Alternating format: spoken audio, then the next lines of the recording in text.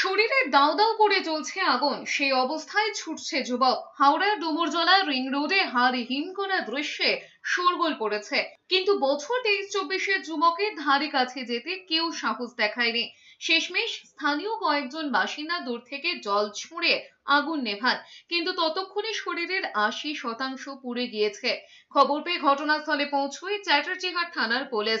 যুবককে উদ্ধার করে হাওড়া হাসপাতালে বার্ন ইউনিটে ভর্তি করা হয়। জানা গিয়েছে অগ্নিদগ্ধ জখম যুবকের নাম মফিজুল মেদ্দা, বাড়ি ডানকুনিতে। তবে ঠিক কি কারণে ডুমুরজলা হেলিপ্যাডের কাছে গিয়েছিলেন, কিভাবেই বা তার গায়ে আগুন লাগলো তা স্পষ্ট নয়। তবে প্রাথমিক তদন্তে পুলিশের অনুমান আত্মহত্যার চেষ্টা করেছেন মফিজুল। এদিকে দুর্গাপুরে পৃথক দুই ঘটনায় ঝলসে গেলেন 6 জন। দুর্গাপুরে কারখানায় কাজ চলাকালীন গরম পিচ ছিটকে 3 শ্রমিক ঝলসে গিয়েছে। অভিজিৎ ভুঁই, উজ্জ্বল মুখোপাধ্যায় এবং মৃণাল রায় নামে 3 ঠিকা শ্রমিককে গুরুতর আহত অবস্থায় হাসপাতালে ভর্তি করা হয়েছে। কিভাবে এই দুর্ঘটনাটি ঘটেছে খতিয়ে দেখছে কোকোভিন থানার পুলিশ।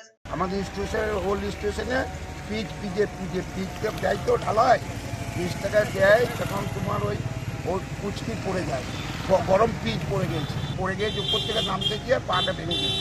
এদিকে দুর্গাপুরে ইস্পাত কারখানায় ফার্নিশ বিস্ফোরণে ঝলসে গেল 3 জন শ্রমিক।